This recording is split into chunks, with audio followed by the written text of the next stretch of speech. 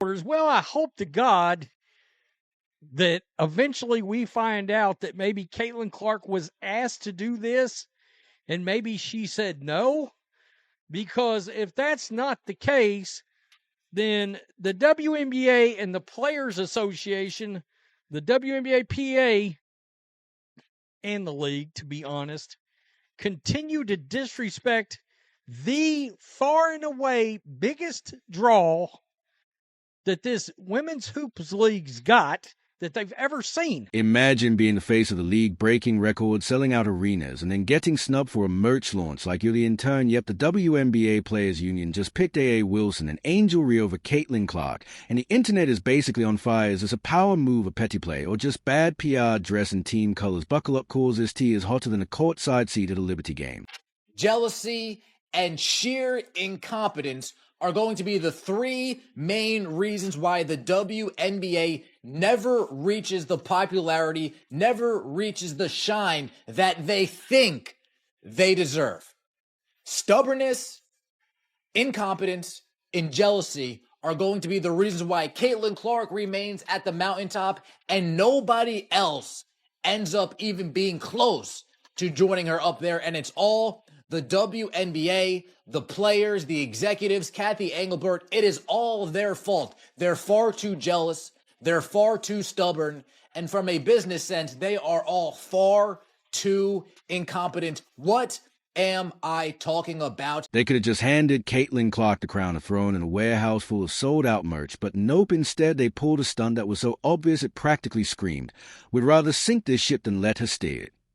Because when the WNBA Players Union rolled out their shiny new merch campaign and conveniently left out the league's biggest ticket seller since well ever everyone knew exactly what time, it was not endorsement or clock note.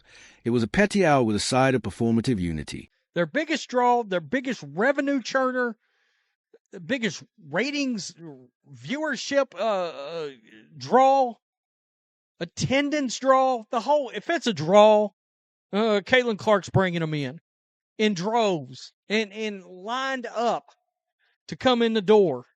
I'm awaiting a record, some kind of a record rating for her return the other day against the Liberty. I'm awaiting for that viewership rating to come in for television. I got a question. If you were going to market a product and the WNBA was going to be officially involved in it, would Caitlin Clark not be the number one overall draft pick that you would have? Well, to the Players Association and the people involved with it, I guess not. And this is baffling to me. It's terrible business.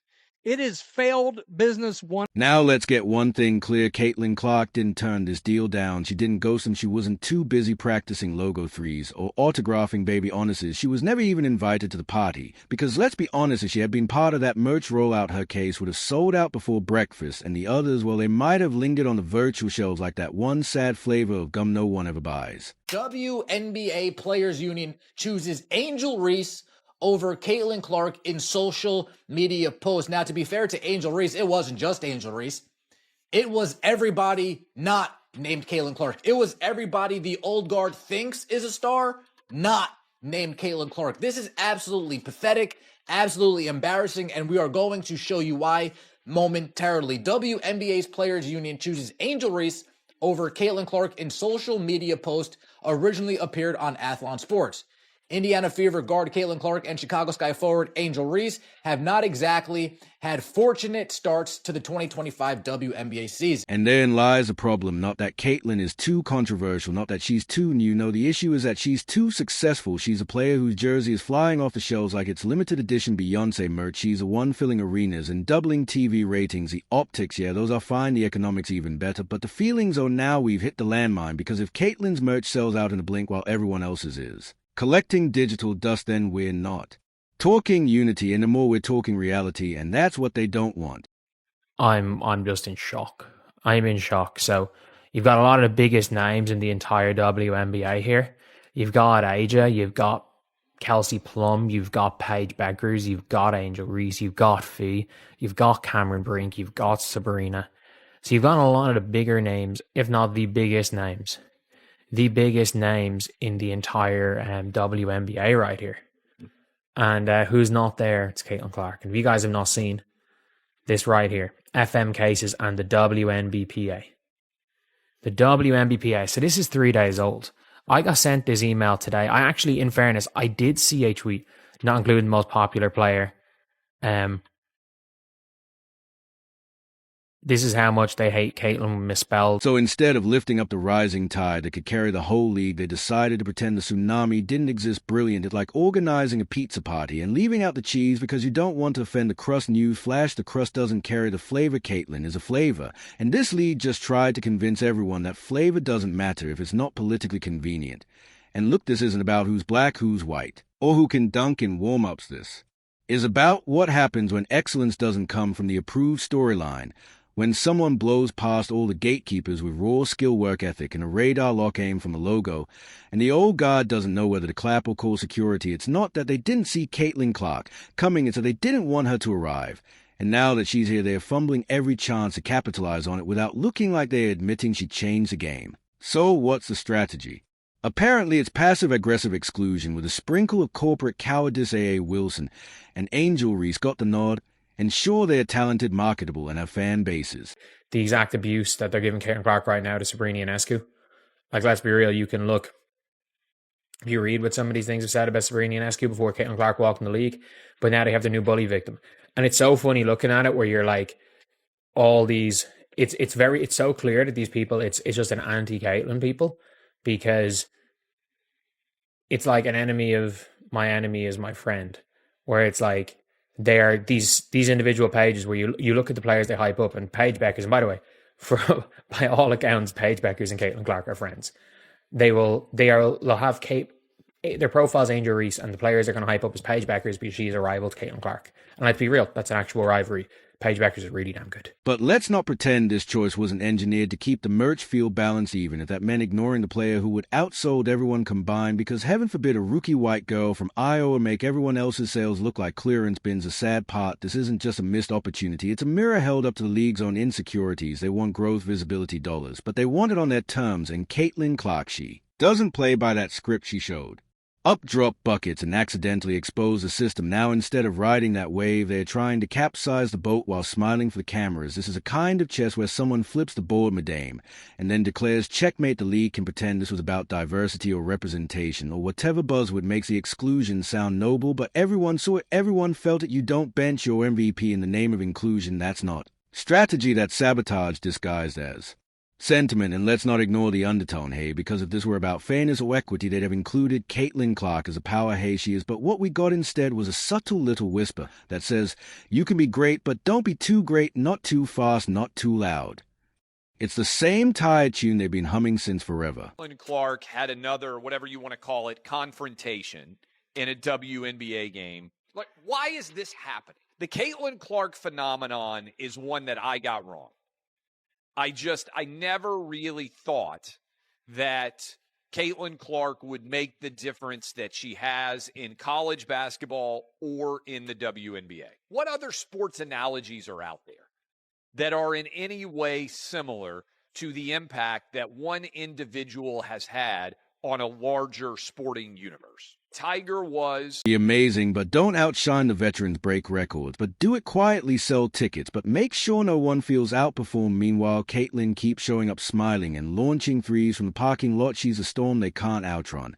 And instead of embracing it, they're trying to plug the holes with PR band-aids. It's actually hilarious, like watching someone deny there's a fire while standing in front of a burning scoreboard, and every time she delivers. On the court, the silence from certain corners gets louder, not because she's wrong, but because she's undeniable. The irony, the snub only made her bigger. The merch rollout might have been meant to sideline her, but instead it turned into a masterclass in what not to do with your most bankable star. Fans notice, sponsors notice, the media notice. The only one pretending not to notice, the same folks who thought this exclusion would fly under radar like a lazy layup. Spoiler, it didn't. It dunked on them hard, but the WNBA, they are busy playing identity politics over simple economics. Instead of capitalizing on a generational moment, they are curating participation trophies. Instead of leaning into the momentum Caitlin created, they are pretending it doesn't exist, like fans can't see what's happening with their own eyes, like we can't Google jersey sales or ticket prices, like we can't tell the difference between merit and manufactured equality. So let's call What it is, this wasn't an oversight, it wasn't a timing issue.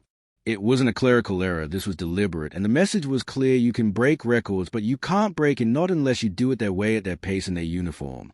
I don't know what exact. So one player puts people in their seats you don't include. It genuinely seems like everybody going mad about this. So this only started happening around the last day. But at the end of the day, look, the WNBPA can do whatever they want, I guess. And if this case is with the WNBPA, as far as I'm aware, players' rights are not done separately. I think the WNBPA come to an agreement, can come to like mass agreements like what they did with NBA 2K. With this saying it was an agreement with the WNBPA, knowing how the negotiations work with NBA 2K, with the players' associations and stuff.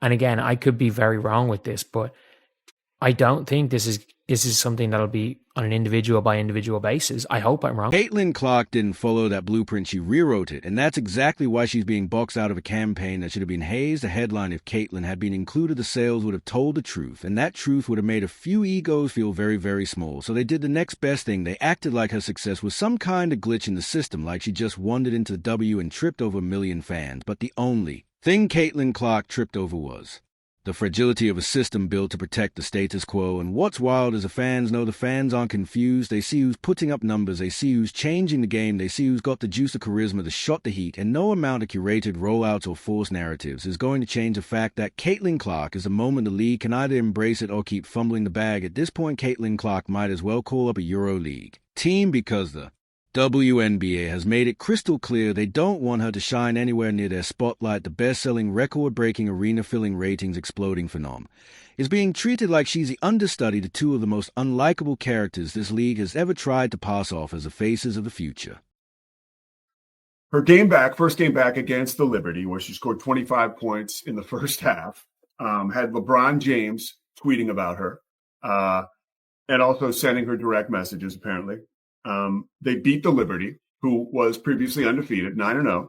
The game Saturday afternoon on ABC, and 21 million people watched the game. Now, according to Nielsen, that is the most watched WNBA game. Now, this all comes on the heels of ratings being down, viewership being down 55%. I want to get this exactly right. I have this all written down here. Lucky for you guys. So this story broke last week, but I want to weave it all in as we talk about this topic. Nationally televised WNBA viewership is down 55% since Caitlin Clark's injury. And yes, we're talking about A'ja Wilson and Angel Reese, the WNBA's attempt at false charisma two players who, by sheer media overexposure and sideline dramatics, have earned more eye rolls and applause. But when it came time for the WNBA Players Union to roll out a merch campaign that could have genuinely launched sales into the stratosphere, who did they? Picked a pair whose jerseys are barely selling in states they live in. It's almost impressive how dedicated they are to ignoring the obvious. Caitlin Clark is the most popular athlete in America, yes, including those guys dunking in the NBA, throwing footballs on Sundays, or pretending to be humble on GQ covers. She is the moment, the culture, the algorithm, the girl whose name your grandma knows even if she can't pronounce W. What happens when a white girl joins a majority black league? Her coming to the league brings more viewers, more ad money. The Caitlin Clark tide is going to, if embraced, rise all boats.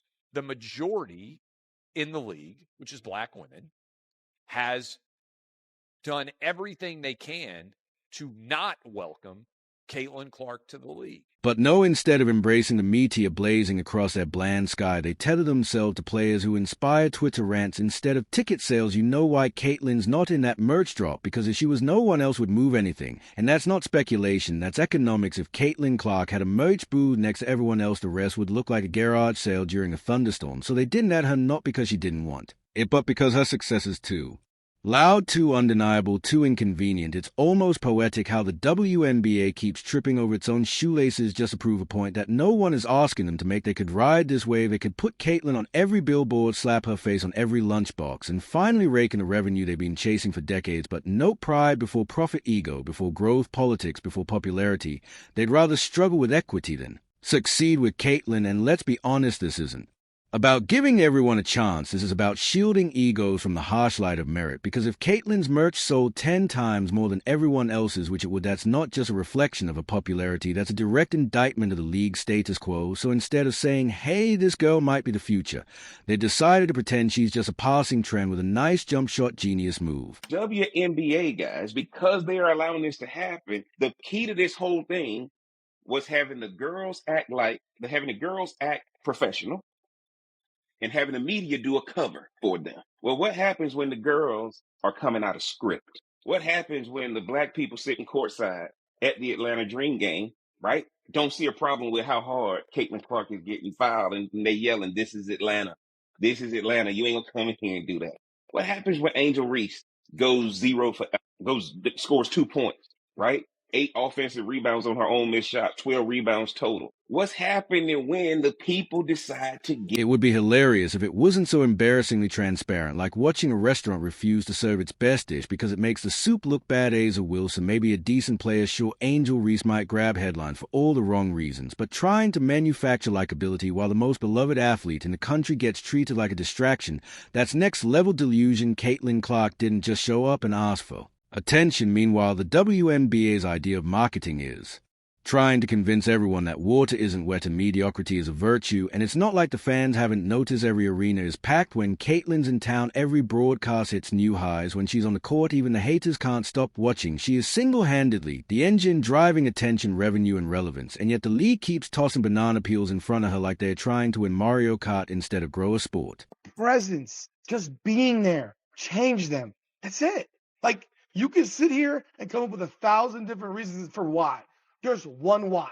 That makes two. One why. And it's Caitlin Clark. She is the why. She is the reason. She is the box office. She is the game changer. She is that woman. She is her. Her performance. The irony is off the charts. The WNBA spent years begging for visibility, crying out for support, and demanding to be taken seriously. Now they have it, but because it came in the form of a sharpshooting white girl from Iowa with generational talent and no tolerance for drama, they act like it's a problem, like success is somehow threatening, like winning too hard is bad for the brand. If this league were a business run by grown-ups, Caitlin would already have signature merch, a sneaker deal, and a marketing budget that didn't require GoFundMe. Instead, she's getting left out of basic campaigns because her dominance might make the others look average. And let's not mince words, this isn't about fair representation. This is about fear that the narrative they tried to curate for years is being shattered by someone who didn't ask permission to be great.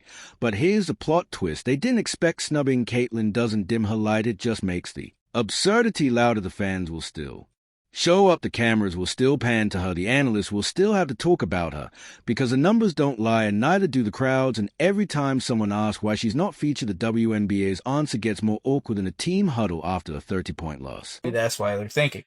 But it's like, listen, Caitlin Clark is a big pop for you guys. She's selling out stadiums. You guys are moving to different areas to play bigger stadiums so you can fit some more people. Why don't the WNBA players accept that, right? And then it puts a shine. Caitlin Clark, you could say, is just a catalyst, right? She's just a little stone that's shining brightly. Steph Curry of the WNBA. Right, it's shining bright. So maybe Europe is a move, a place where talent isn't buried under politics, where merch is sold based on demand, not diplomacy, where the best player on the court isn't treated like an inconvenient guest at her own celebration. Because right now, the WNBA is fumbling the biggest gift it's ever received on purpose, and the longer they keep this up, the more ridiculous they look. Caitlin Clark is a reason anything is selling. She's a reason people are talking. She's a reason arenas are filled with dads, moms, and teenagers who couldn't name 5 WNBA players last year. And if she's not getting the respect she deserves here, well, there's a whole world out there that would love to give her the throne she's already earned. After all, it's hard to sell a revolution when your MVP is stuck riding the bench of your